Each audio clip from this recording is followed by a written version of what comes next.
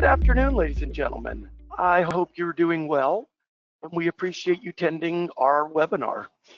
So today's going to be a lot of fun, actually. And what we're going to do as we put this together is first, we're going to wait a few more minutes because people are entering at a rapid pace, thank goodness.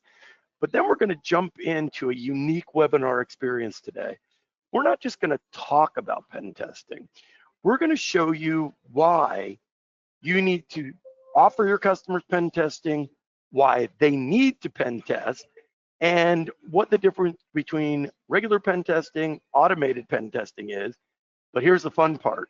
At the end, we're going to show you how easy it is to break in to someone's network or to their company using just basic tools that are available now. Hence things that without pen testing, you're not going to find. So we're real excited to bring this to you, and we're going to wait about another minute or so, and then we'll get started. Okay, ladies and gentlemen, let's get started. We'll let other people come in as they come in. So I'll let Smail bring up his slide, but in the meantime, let me do a quick introduction. So Smail is an IT security professional with over 12 years experience in IT systems. He's got extensive work in purple teaming, but he's also got programming experience. He's got experience across offensive and defensive security domains.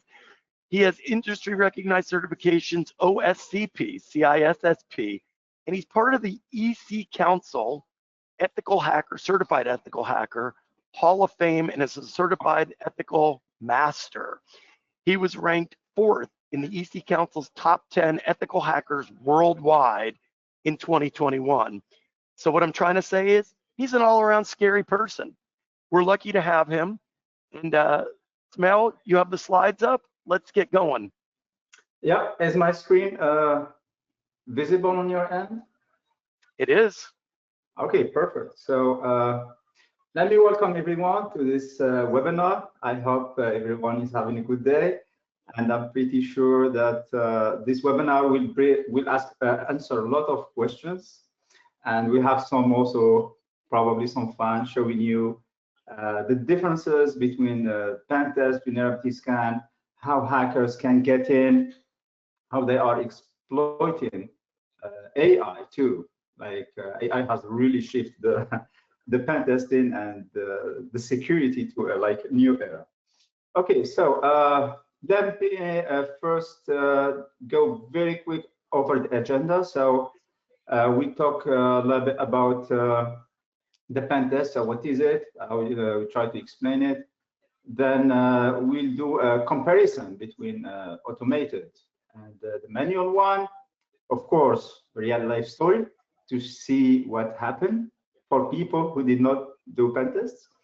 And also some AGI pen testing stories to show you how vulnerability can be and how we find them. So, but we'll not dig too much deeper here. So then we talk about ransomware, how the attacker are using them, how the AI has helped this too. And at the end, we'll do a demo to see and to show you how this can be leveraged to create a ransomware, and also to how, without even doing a scan or without even doing a vulnerability scan, we can find highly valuable targets. So all this will be on this pen testing webinar. If you have any questions, so feel free to ask. I will try to answer anytime I see a common question. Okay. And the fun part is, if you don't stick around at the end, you won't see the cool tools that anyone can access to create ransomware or create viruses, or how easy it is for a 15-year-old that has a little bit of information and can open their mouth nowadays, can create using AI an entire ransomware campaign from scratch. Furthermore, being able to go to ChatGPT and say, I want to get to the dark web. Please show me the tools that I need to use and how to get there so you can buy ransomware as a service.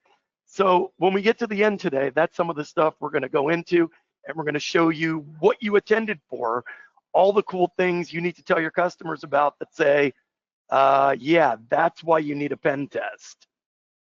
Let's keep going. Yeah, we'll answer all this question. So this slide is a little bit about me. Thank you so much, Matt, for introducing me. But this is me. This is my LinkedIn. If somebody want to connect, I'll be more than happy to connect with. Okay, so what is a pen test? You can look to the pen test as the legal hat. So anybody, sorry, not anybody, but usually a hacker try to compromise you legally. So he tried to get information of a company or break into a company, but he do it without proper permission. So what we do at AGI is we do exactly the white hat.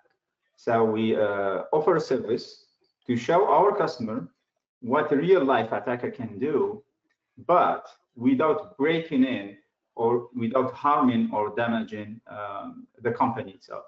So the purpose is try to find all the vulnerabilities or security holes and simulate a cyber attack. At the end of the pen test, you will get a roadmap, how to fix the vulnerability, how to adjust the security policy to be much secure and much safer. One analogy I always want to do to get this understanding between what's exactly the difference between vulnerability scan and pen testing.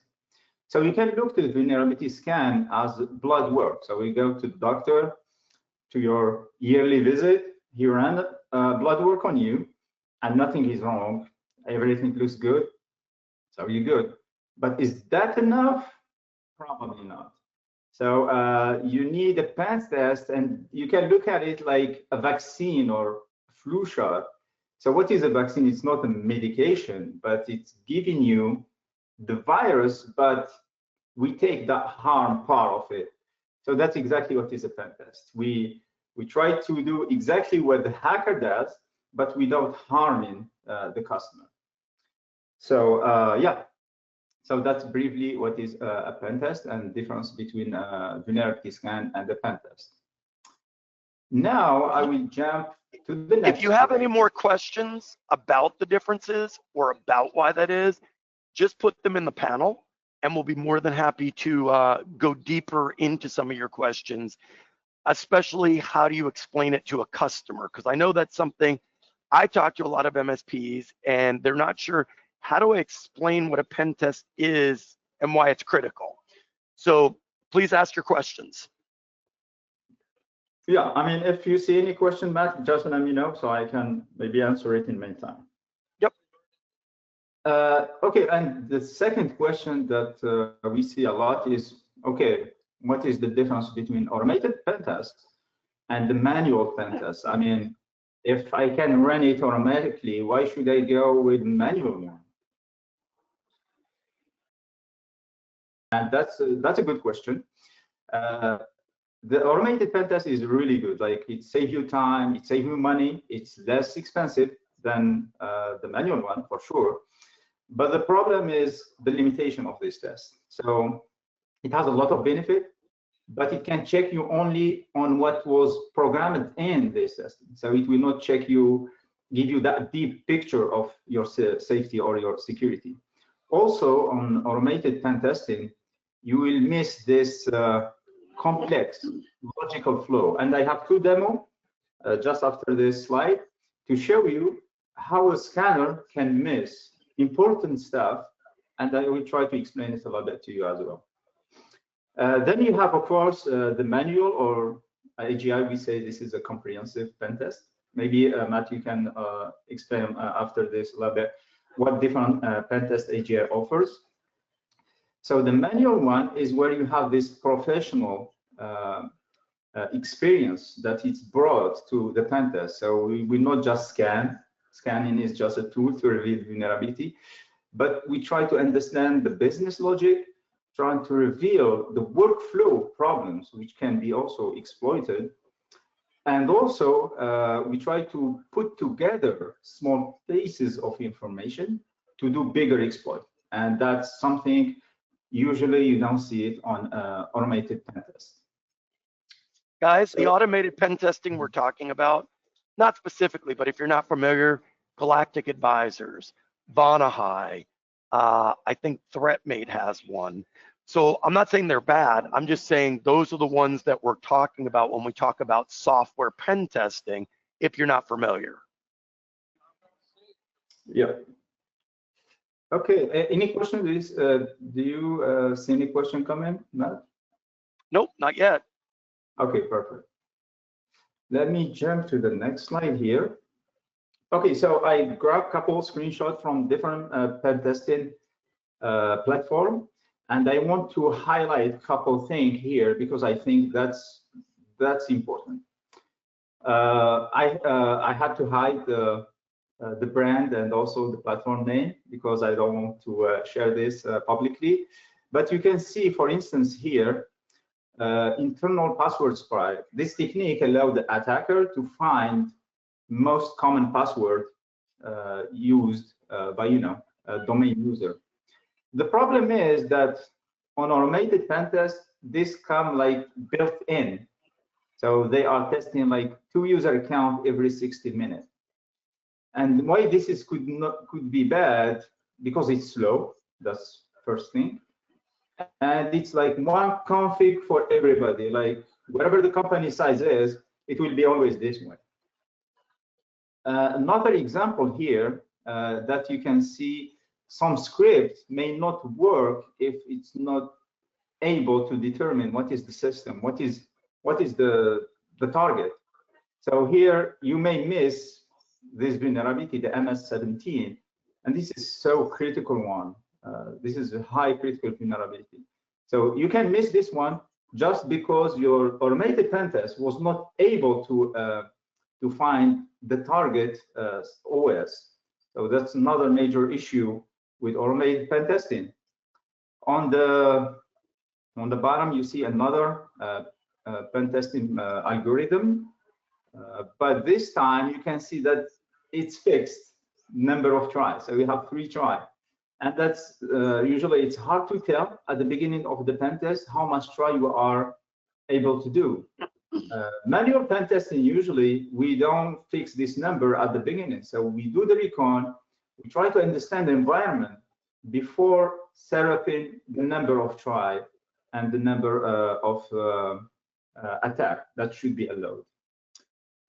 And now I will do a demo about a pen testing. So I will show you something. Let's read my browser very quick here. Okay, so can you see my screen? Yes. Okay, perfect. So let's imagine that this is a website of a customer, and he is about to sell a product, a premium security suite, and I am the buyer. And I just put my card name and card number, and I'm about to purchase this. So I just click here, complete and purchase. That's good. So I purchased it. I paid almost $5,000, and they give me access to the link to download my license. Now I did scan this web app with Burp Suite. Let me bring it very quick here. It will take just a couple of seconds. There we go. So check out, next, and start.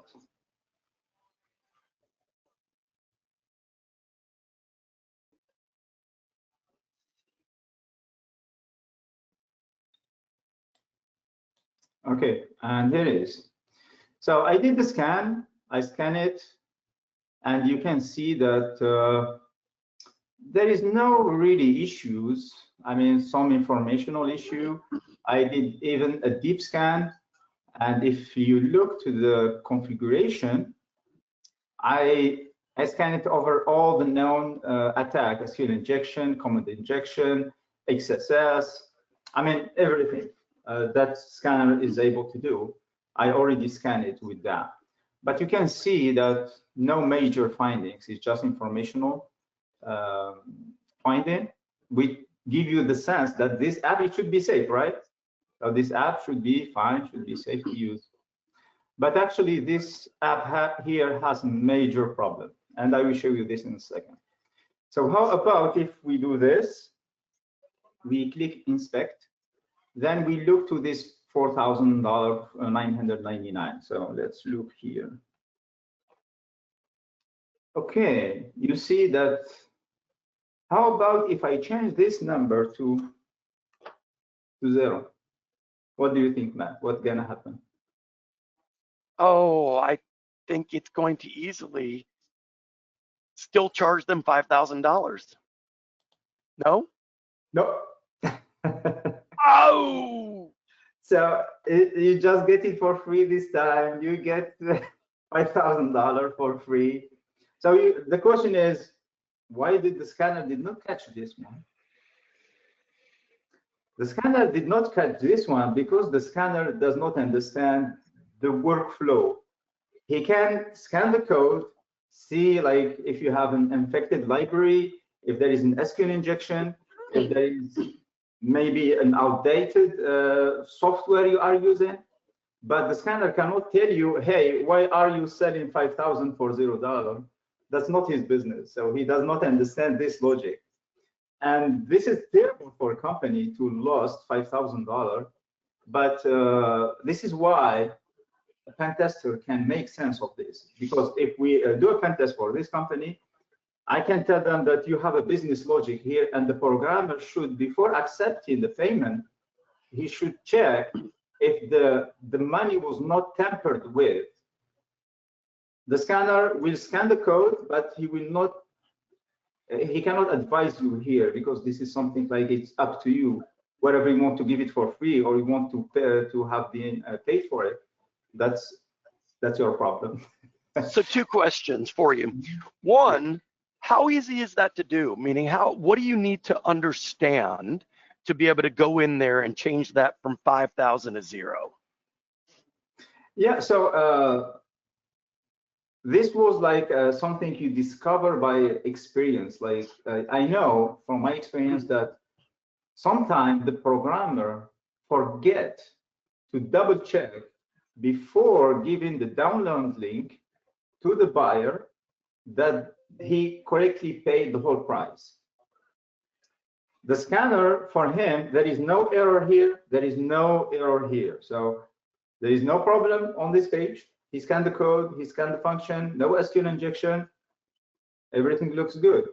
He also scanned the next page, and there is no injection, no error, nothing. So, but the business logic, it's up to the programmer to put it correctly.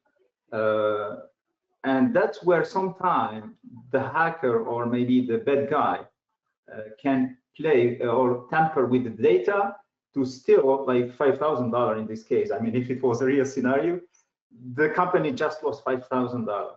Yes, the attacker did not break into the server, he did not compromise the app, but he stole from you a valuable asset which cost you $5,000, and that's a major vulnerability, even if it's not technical, but it's logical, it's a flow in your business. Sure, it's just a small example of what can be done.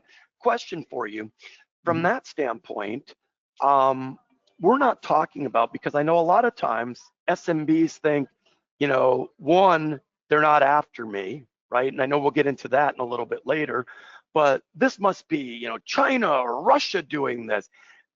Doing this kind of stuff, it's not China or Russia, right? It's just somebody that found a hole in the system that's a hacker. Yeah, I mean, no, don't expect that this only China who's gonna do it, or Russian one, or it can come from any continent. It can be in USA, it can be in Brazil, it can be in Canada. So the hacker usually try to hide his track, so you cannot get into him. And one of the SMB's problem is that they don't have like they don't have enough of money to track these hackers, like not like government or like maybe big businesses. If something like that happen, they hire somebody and go after the hackers. But SMBs usually are tight on budget. they have just enough of money to maybe maintain their network. And this is why if you miss something like that, it could be like hit the business very bad. Sure. And I'm getting to a second example. Yeah. Okay, and I've got Andre asking a question, and he asked, could an automated test be programmed to look for anomalies, workflows, or unknown unknowns? Could you program a program to do this, I guess, and use the logic that a human would use? That's what automated pen testing is doing. They try to get as close as to the logic that human use, but the problem is that they cannot every time understand the logic behind. Like sometimes they can catch it, but they miss it in many, many places. Like the example I showed you, I ran the Burp Suite with all the plugins that detect like injection, detect like bad behavior. But because my scenario is very specific to my business, so the programmer cannot program every possible scenario on this work. Right. They can, limit. Well, they're different workflows. Every customer has different workflows, and you can't know every workflow, right? Exactly. Yeah. The other question he had so how would the buyer benefit from changing the price to $0 if they're a legitimate buyer? And I mean, because they get it free, right? They don't have to pay $5,000. That's how they benefit, correct? Yeah, in this case, it's not a legit buyer. It's a hacker who find a flaw or problem in your web app, and he just stole that product because he saw that when changing that value, did actually took that price and allowed the purchase to happen.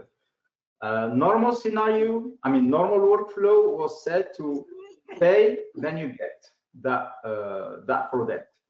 But here you can see that as a hacker or as, let's say, a bad actor, I was able to get that $5,000 product for free. And Sure. the scammer did not tell me anything. He was just telling me your page is safe. There is no vulnerability on it. Sure. And real quick, he had one more question that I think I can answer. Couldn't the seller track the purchase back to the buyer?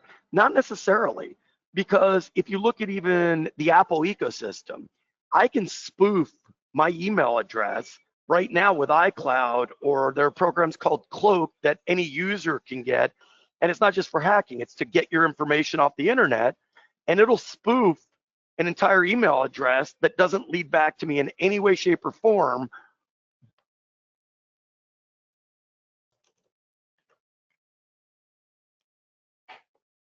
But it's connected to my email account where I'm getting the emails. So the time tracking that down.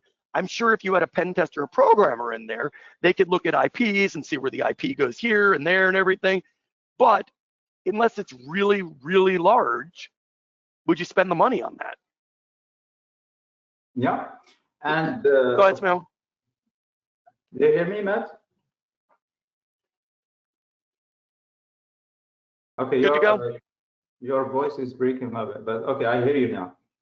Okay, one more detail here is that, of course, the bad actor will not use his real information, of course. So because he finds this exploit, he will just use the dummy information that it's not related to him. He will try to hide behind the VPN or behind the proxy. Maybe he get into the dark web and then connect back to this web app. So he will take all the necessary action to protect his action, of course. So I'm not talking about the attacker himself, but I'm trying to show that this mistake on the workflow turned into a vulnerability that it's not detected by a scanner. So yeah, and I want to show another example. Yep. Here. Okay, so this is not my account. So that's not $2,000 in my account. But let's imagine that I'm connecting to my bank account, Global Trust Bank, just for the purpose of the demo. And that's my routing number. It's not real again. And I can see my statement. I can do transfers. Then I noticed that I have account number 101. So if I am an attacker and I know that this number can be exploited. How? So let's do this. Let's try to do this. So instead of 101, I'm going to do ID equal 102. And I hit enter. And what I'm saying here, I'm saying another account. So how that's possible? Why I'm able to access this user from my account to another account? That's because the person who made the system should separate the account and make sure none account can connect or see other account information. Because if I am able to do so, I can maybe send funds to myself or maybe to somewhere else. I can look to a sensitive information. So what I did, I scanned again this web app with the Burp Suite to see if there is anything or if it did find anything here. So I'm gonna turn it on again.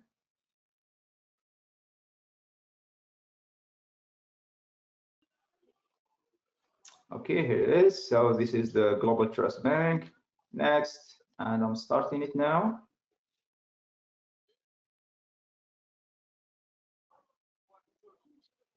It will take just a second. Here we go.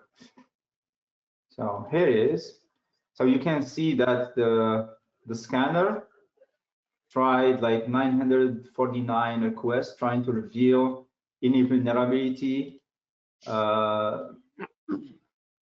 and all what you see is just informational vulnerability. So why it did not catch this important workflow? Again, and for the same reason, because the scanner cannot tell you how you should manage your users. It can just tell you if there is something on your code, on the behavior itself, but it cannot make sense to your business logic. So if your business logic is wrong, it can be exploited. And so these two demos, I try to show what is the difference between automated pen tests, who can reveal a lot of vulnerabilities, but can miss a lot of this business logic that can be exploited by attackers. And yeah, so I hope this answered the differences between the two engagement. And if you have any question, just let me know about it before going back to presentation. Nope. No question? No additional questions. Perfect. Okay, now we get to real stories and sad stories. So do you think a pen test is expensive? To answer this question, so let's look to Colonial Pipeline. Probably most of us, I mean, I'm living in North Carolina, and I was hit by this one because on 2021, this company was exploited by a group, hacker group called the Dark Side.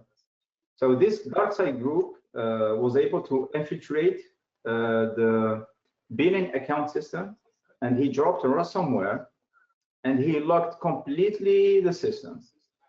And it cost the company for that $4 million. They paid for the Dark Side to get the decryption key. And guess what? They did not even have a time to use that decryption key because the decryption was so slow. So they just said, okay, we give up. They restore everything from backup. So they lost $4 million. They lost 6 business days, which is billion, maybe more than that, $4 billion. And of course, they had huge impact on all the people living on this area. Me included, I paid 1 gallon of gas for $10 just because of that. And what exactly happened here? So the Dark Side group found a VPN account on one of the leaked database. So you can see here, I highlighted on yellow. So what's really happened? It was the Dark Side group has discovered inside the batch a leaked password on the dark web. And that was for somebody, an employee who was there, and he used the same business account, maybe on third-party website. And the other reason, they have VPN portal, but they did not implement MFA. So no MFA was required. So this group was able to get $4.4 million just because they found one user account. That's it. I mean, they did not break in. They did not use like super duper exploit or something never or high-tech technology. They just find a VPN account. And so how would a pen test have helped? Okay, good question. If Colonial Pipeline had the choice before this happened to do a pen test and reveal this password, I'm pretty sure they will say yes, because the pen test, one part of the pen test is doing recon, is going on the business and see if there is any leaked data, if there is any account out there that it's leaked by maybe a breach, maybe somebody is using his account on a third-party website, and it was leaked. That scanner will not tell you. I mean, scanner will scan your environment, will show you the vulnerability, give you the report and recommendation, and that's all. But isn't it true that with pen testing, you are, of course, legally, and of course, what's the right word? Veiled, so you can't see everything, but you're trying to hack passwords as well. Forget about being on the dark web. You're looking to see how easily you can get actual passwords from people that are internally, correct? That's part of a pen test. Yes, yes. When we do a pen test, yeah, go ahead, Matthew. No, I was going to say, and for all of you out there going, we don't get the whole password, okay? We see if we can get the password, and then we veil everything except for maybe the last 4 letters or the last 4 numbers, enough so the person knows it's their password, but not enough so A, we have their password or anybody else has their password. But the point is, we're showing how easy it is to forget about the dark web, for us to go in and get anything we want to be able to move around in their system. Yeah, I mean, that's one more detail we add on the pen test. So we look for the most common password. We look if there is a leaked password. For example, let's say I'm using my business password, and I use the same password on Planet Fitness. So if Planet Fitness get compromised and the database is leaked, so somebody who go to Planet Fitness and find my account and find the password, he said, this person work at AGI. How about if I try that password on AGI VPN? If I'm not very careful and I'm using the same password everywhere, then he gonna get there, and that's what happened. So it didn't take any scan, it didn't take anything, it just take someone to find the right information and compromise this, I mean, this kind of exploitation. And this, I think, will answer partially, is the pen test expensive? A pen test is always expensive until this happened, then it's not expensive. I think that's how it is. Pen tests, sometimes you overlooked it, that no, why should I do that? But if this happened, nobody will tell that pen testing is expensive. Okay, so any question here, or I jump to the next one? Jump to the next one. I've got some other questions, but we'll leave those till later because they're not specifically about this. Okay. I want to bring also some AGS stories. That's what we have seen on doing different pen testing. So like this one here, and this was like really amazing discovery. So we did network scanning. We hit the network with different scanner, but it came pretty safe. Then I was looking onto a share folder. Then all of a sudden I found a config file. I open it, and guess what? A domain, username, and the password here, clear text. So No need for vulnerabilities, no need for scanner, no need for anything. I just took it and connect to the domain controller, and I was like, I haven't the key for the kingdom. This is not vulnerability, this is a human mistake. This is the admin is trying to make work easy for him.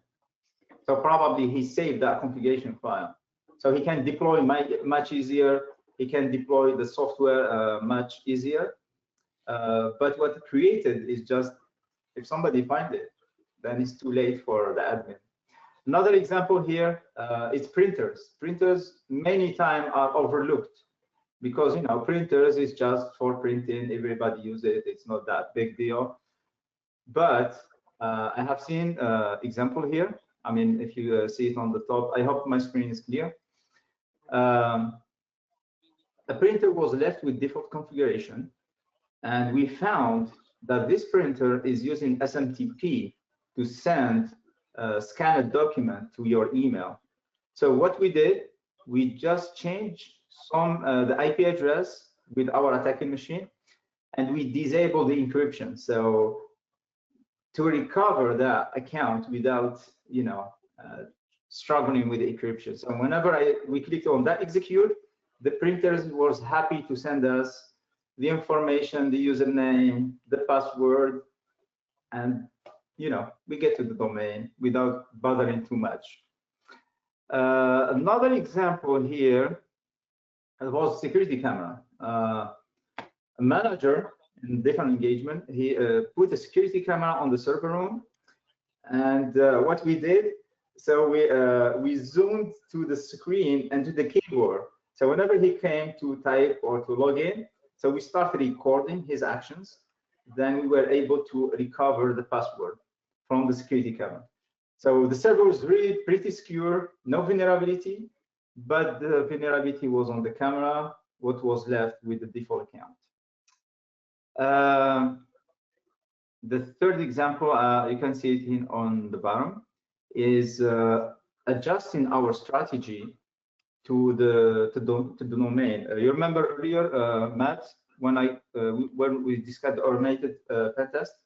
Yep. I told you that, you know, they are testing 2 users every 60 minutes, and this is built in, and it will never change. But in our manual pen test, we discovered the domain password policy, and we saw that the policy says every user can do 4 tries every 15 minutes. So we built specific script for this specific policy, and we were able to recover a password on maybe like 20-hour testing. If this was automated, you will never recover it, because trying only 2 passwords every hour, the engagement will be already over, and probably you will not see that password. The last example, not the last example, the one before the last one. So it was VoIP devices shipped factory default using the serial number of the device. The problem is the admin think that because the serial number of the device is stick on the device, nobody can get into it, and nobody can access the server room because he is the only one who accesses it. So what we did, we had a session, like basic session. I think it was just a 10-minute session. Then we talked to the support, and we told them, hey, look, we need to find the serial number of our machine. Can you help us? And they just provide us with the command line. So we took the command line from the manufacturer, we put it on the telnet, gave us the serial number, we use it as password, and we jumped in. So that's one example of bad configuration. That's something that the scanner will not find out, because, you know, he cannot guess what that type of device, how it's supposed to be configured. The scanner just look to vulnerabilities and so on. So if I'm understanding this correctly, and I look at pen testing, right, based on what we've talked about, the difference between automated and human-based pen testing, if you will, is automated even though they're both point in time, automated will just look literally at the information it can find. That's it. That's what it'll look at. Where humans can go, okay, I see a workflow. Let me go down this rabbit hole a little bit and see what I can find. Or let me go into this file that I saw and let me go a little bit deeper into this, which automated pen testing in most cases are not programmed to do. Yeah, the scanner look for pattern, look for signature, look for library's name, library serial number, look for scanner is deterministic. He needs to know what is that path, and he can tell you if that can be exploited or no. But the scanner cannot understand the logic behind. He cannot understand what you're trying to accomplish here. Are you trying to sell, or are you trying to send a message, or are you trying to do what? For him, he doesn't get that. He just look for a technical detail and give you a report based on that technical detail. We look further. We look to the business itself. Is he trying to accomplish something here? Is there a way to get there without paying, or is there a way, for example, to see sensitive information if I change the ID to something else, like I showed you on the second example? So the scanner does not care about this, because if you start thinking, I mean, that's technically very hard to implement. But you know, with AI, think maybe change a little bit in the future. But as of now, this is very hard to implement. I mean, you can implement 1, 2, 3 scenario, but there is a ton of scenario that you cannot cover everything. I hope that makes sense. Yep.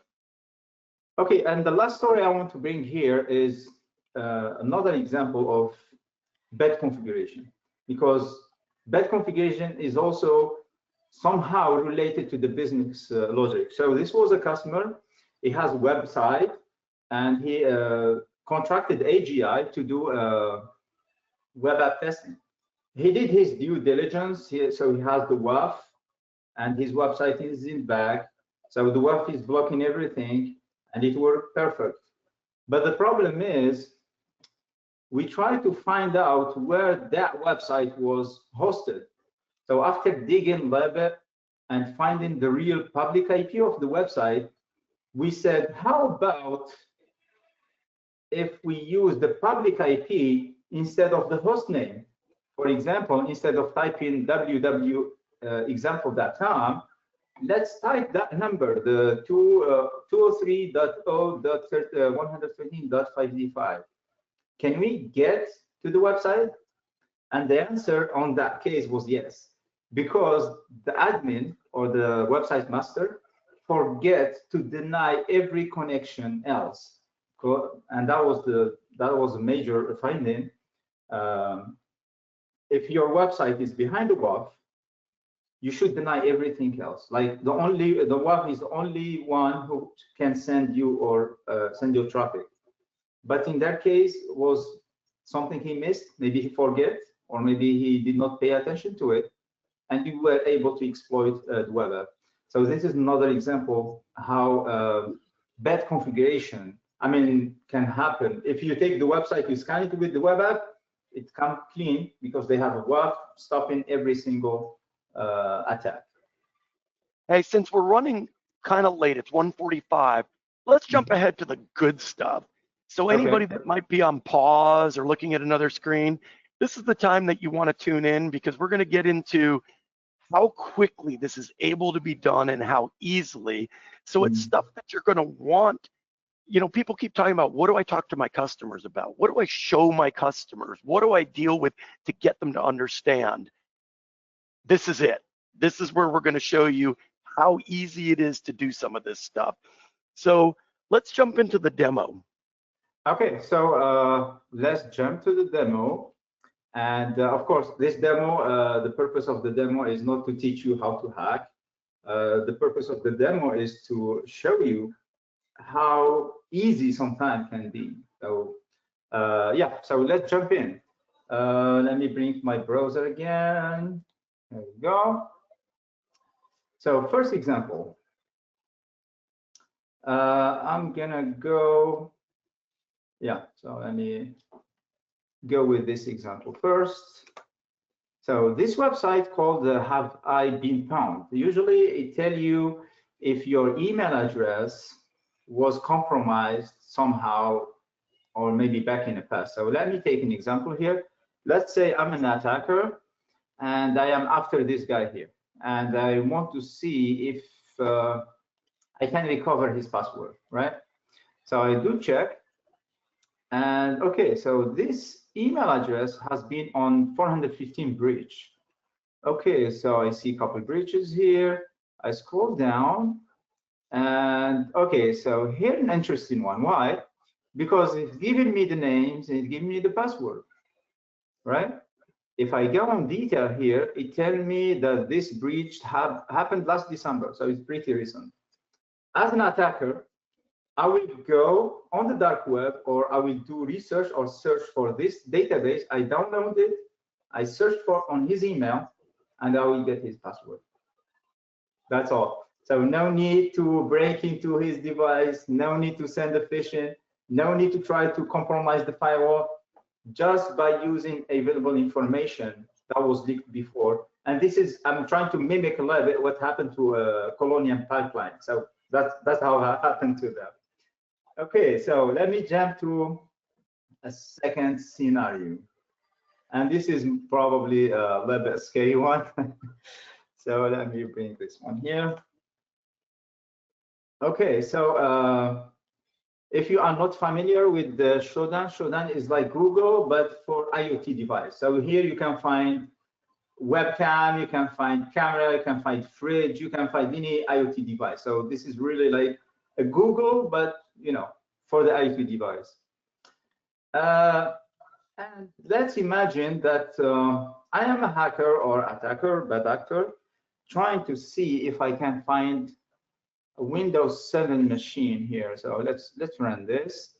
So I'm searching for all Windows 7 machine, professional, of course, located on the United States. And this is just to tell, you know, the search engine to give me this on picture. So it will make more sense when I see it on picture. And to make it more user-friendly, let me go on map. Okay, so what we see here, so we see all the Windows 7 that are available for us. And you know, Windows 7 has a lot of vulnerabilities. So all these targets here, as an attacker, I can pick up one and go after that. And with some additional, let's say I want to target, for instance, this machine on Louisville. I click on it. Okay, I see that's Windows 7, and it has the, I can click to get more detail about it. And I can see all the, oh, okay, interesting. So we have the DC servers here. Okay, so that's an interesting finding. And I can even go and do a little bit more recon here and see what kind of businesses. Maybe it's a workshop, maybe it's a company, maybe it's a small business. And if I am, I mean, I need to investigate a little bit this further, of course, to be able to exploit it. But I'm trying to show you how easy I find the Windows 7. I can locate a business, and I can start doing, can start attacking them. Now I will give you again another way to do this attack. For example, if a bad actor want to be lazy, he don't want to spend time here. Hey, Smail, real quick, can you find the physical address using this, or are you just finding the city it's in? You can, but here, let me go back here very quick. So it will give you not with precision the physical address. So you have to dig a little bit around, but it's here and it's on this area here. So you have to dig a little bit around. So you have an idea exactly where it is, though. Yeah, yeah. So you have, you know, what is the organization, I mean, like the internet provider, you know what the system is. So you get some hint, but it will not give you one. This is what I'm saying, that you need to do a little bit of recon to, you know, get exactly that client or that victim. Sure. So let me go back to this screen. But this is, I will show you something even worse.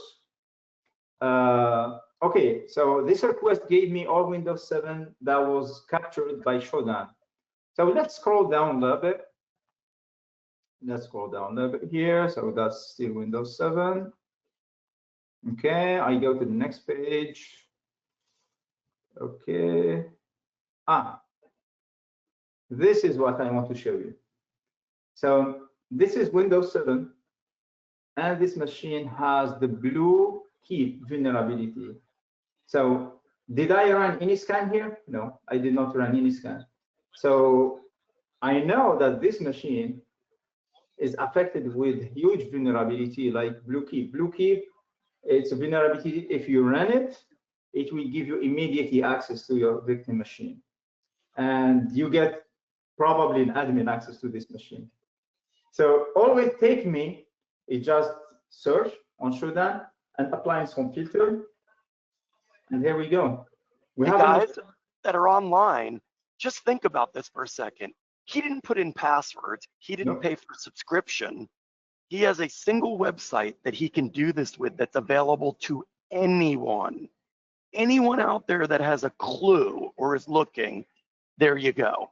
So people, when they talk about what do I do with my customers? How do I show them that they need a pen test? I don't know about you, but I might pull up this website and show them just an idea, because remember, we're searching on Windows 7. You can search on whatever you want. So for what it's worth, and this is just one example, he's going to go on and there are a few more. Yeah, I mean, if I want to take it a little bit step further here, because let's say Windows 7 probably could be, anybody, could be a house, could be wherever. Let's take it to Windows Server 2008. So pretty sure if somebody has Windows Server 2008, so pretty sure it could be a company or workshop.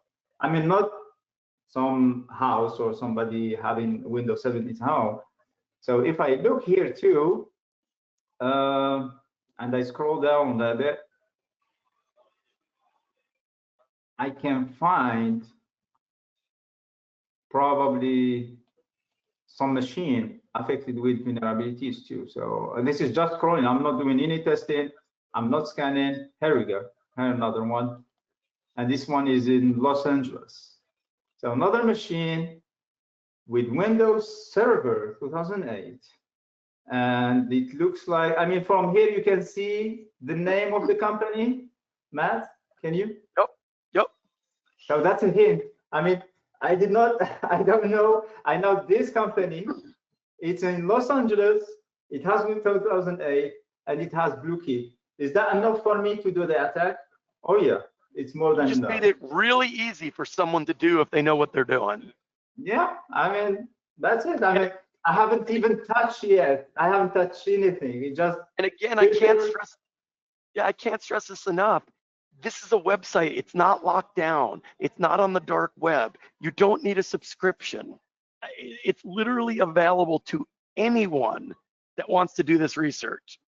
Yep. Okay, because we're already a little bit behind the time, I don't want to miss the most exciting part. So we're gonna build ransomware and show you from like no technical knowledge how this can, I mean, even if you don't have any technical knowledge, you can build something that can't hurt. Again, the purpose is not to build a really working one, but to show you that it's possible. And with the AI available, things start to be possible. So let me introduce you to this AI here. So this AI is kind of similar to ChatGPT, but we remove the restrictions. So I can ask him whatever I want, like, how can I break into a car, for example? So he will not say, no, I deny, that's not, he will answer to you. So because the rear guard are removed from this AI. Okay, so for the purpose of this demo, I created a list of actions. So let me put this here really quick.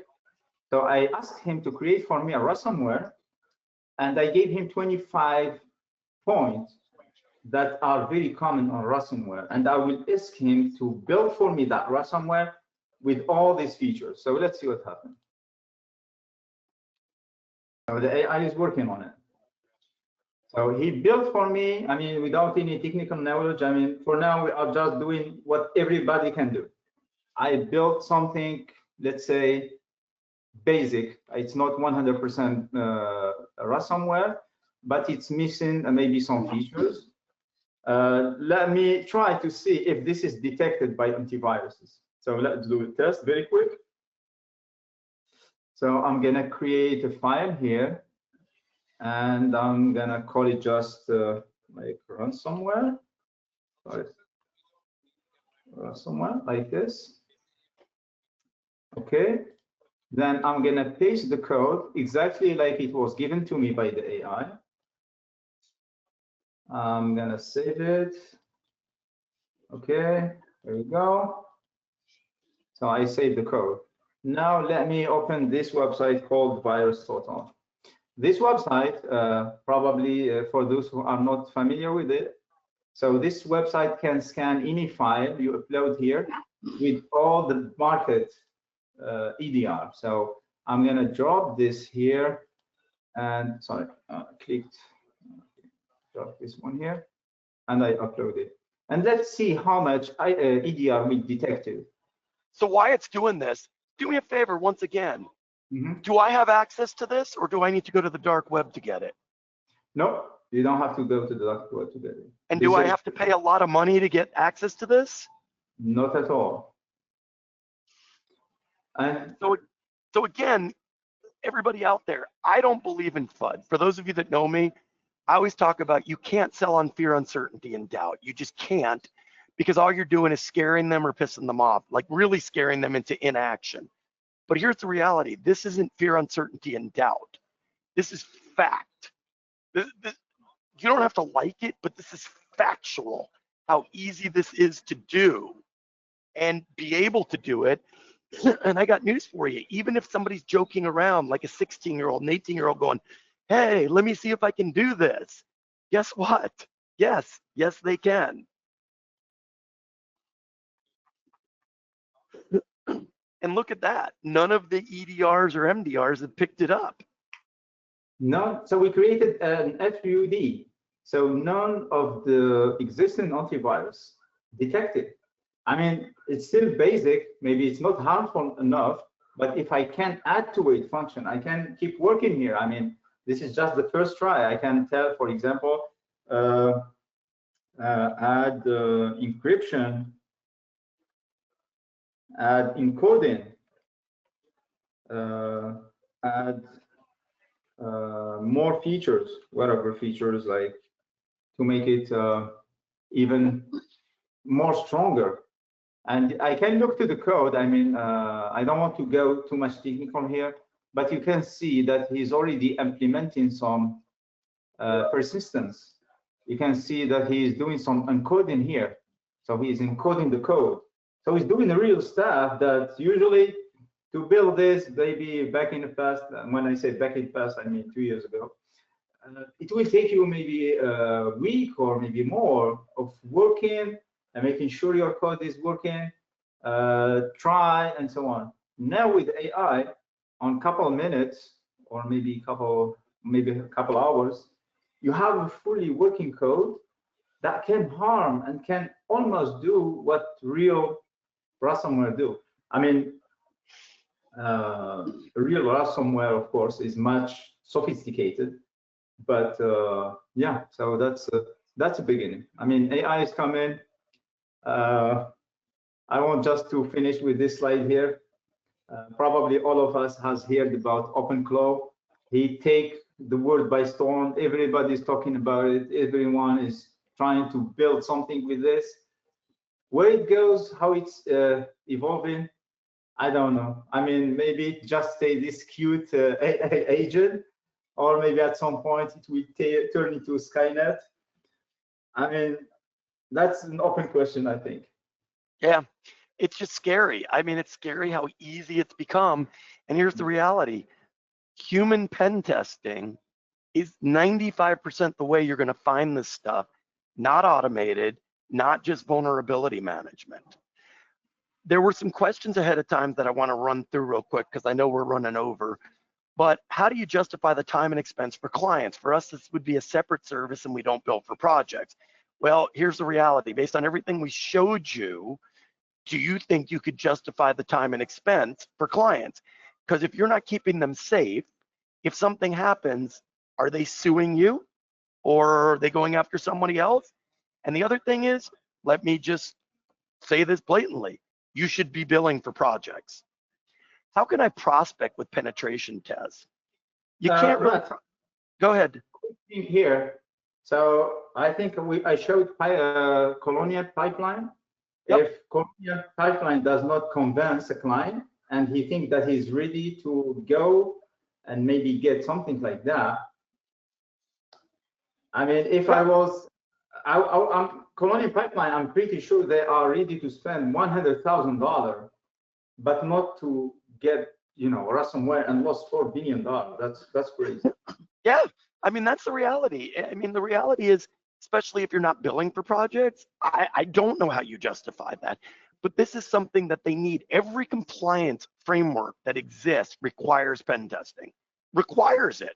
So I don't know how you would get around that. Somebody asked, how can I prospect with pen tests? Look, prospecting with a pen test is not the best way to do it.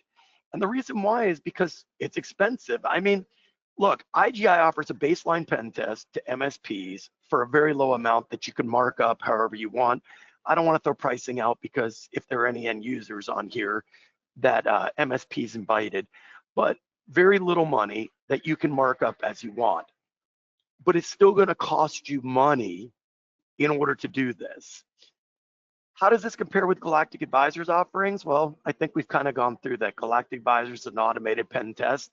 I actually work for them. I know the product well. And I think we covered that automated versus human. Smail, why is a next-gen firewall not enough? And if you can buy ransomware as a service, why can't we buy protection as a service?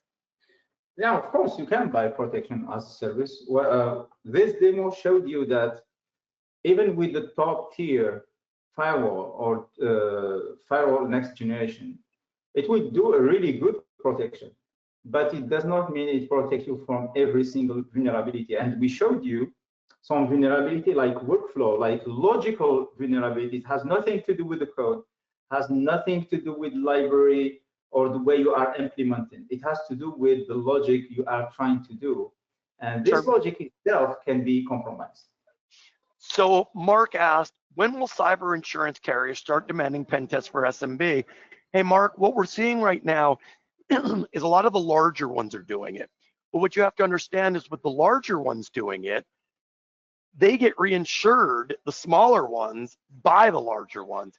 So I think it's just quickly a matter of time based on what we've seen as vulnerability scannings now being required, which wasn't before, and other things, before they're going to require it to do it. Now, I will tell you, I'm not saying this across the board, so do not quote me as I'm saying everywhere, but I have seen where cyber liability insurance companies have given better rates when someone is doing regular pen testing. You know, when someone has said, hey, we do this, and they provide them with the results.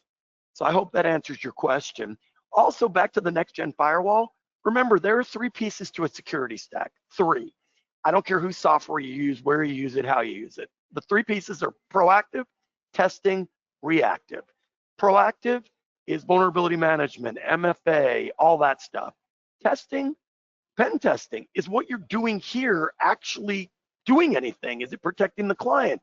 Reactive, it's firewall, SOC, MDR, EDR. You have to have all 3 in order to be effective and, you know, take care of them. A clear description of why they need it in layman terms that I can loop into a simplistic presentation. If you will get with me, my email is Matthew with 2 T's, .Koenig, Koenig, at IGIcyberlabs.com. I'm happy to work with you and put something together that would make sense to an SMB client that's not overly technical, but gives them the exact reasons why they should do it. How can we justify the cost of manual testing over the cost of a security solution that has automated testing? I think we've probably answered that in detail. It just depends on the level of security you want to provide a client and or the level of security that they're willing to pay for. The manual testing gets, let's call it 80%. But the other 20% is where a lot of times problems happen, and that can only happen with humans that are looking at workflows, looking at the way people store stuff, looking at, you can only program something to do whatever you can program it to do. You can't figure out everything from every company. It's an absolute impossibility. So that's the way you justify the cost. And if they have any compliance framework requirements, any of them, they require pen testing. Require it, not you should do it, but require it. Okay, that's all the questions that we have. Once again, if you have any additional questions or you happen to be interested in pen testing services, please reach out to me at Matthew with 2 T's .Koenig, Koenig, at igicyberlabs.com, and I'll be happy to talk to you, work through your situation. Also, if you just need help trying to figure out how do I position this with a customer, how do I talk about it, reach out to me as well. I'm happy to talk you through that as well without just selling you a pen test. So we really appreciate your time. Thanks for everybody that hung around. I hope this was extremely useful and somewhat entertaining. And we hope to see you next time on our next one. Thanks so much. Hope you have a great rest of your week. Thank you.